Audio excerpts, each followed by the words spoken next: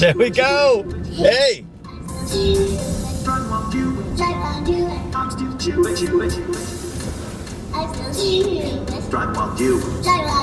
I'm still Jewish. Can't bust me. I'm driving while Jewish. I'm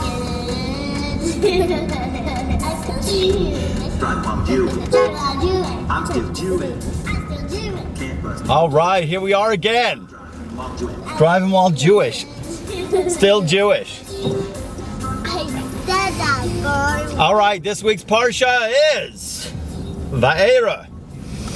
As Moshe Rabbeinu, in the last week's Parsha, almost a cliffhanger, where the Jewish people had to make their bricks without straw. And things got very hard.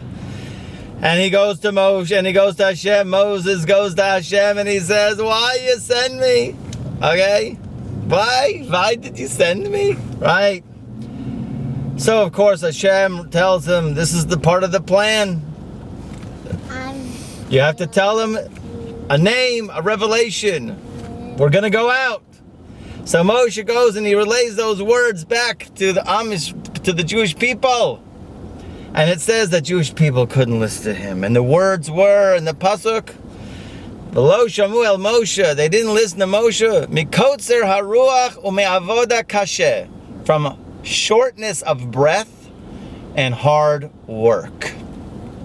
So it's interesting if you just notice that. Shortness of breath, hard work. Usually you would think that the order should be switched. It should be, the hard work caused the shortness of breath.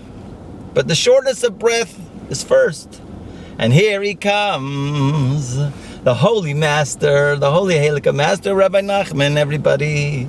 Everybody say, oh, Holy Rabbi Nachman, Holy Rabbi Nachman. Holy, holy, holy, holy, holy, holy. Rabbi Nachman, Rabbi Nachman. Holy, holy, holy. So what does he say? He says, basically, Holy, holy, holy. that, okay, we got it. So Rabbi Nachman says that in general, you always have to look at the Torah. We always have to look at every verse in the Torah that it has an application for us in the here and now. It is the spiritual map, the technology. So he says, Kotzer Ruach means what? Not shortness of breath. Yes, it is shortness of breath, but really Kotzer Ruach. Ruach literally means spirit, short spirit, which means lack of faith. Lack of faith in God. Faith. Emunah. When emunah is small and emunah is short, then work gets hard. Mosh, you can infer that if a person had full emunah, he had great emunah, the work is not so hard. The work is easy. It's not so hard. But because they small, paquito, their emunah, their faith in God was very paquito. Everybody say paquito. Paquito. So therefore the word So in Sichot Aran, this famous book, where the conversations between Rav Natan and Rav Nachman are conversing, there was once a time where all these Rav Nachman,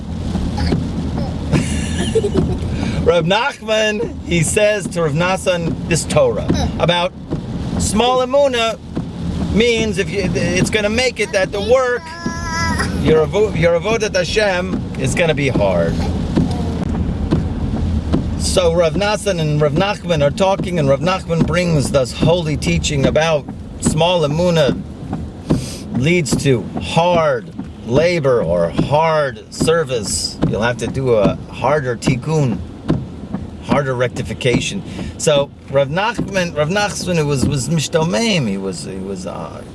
He didn't understand why I'm small in emunah. I'm his number one student.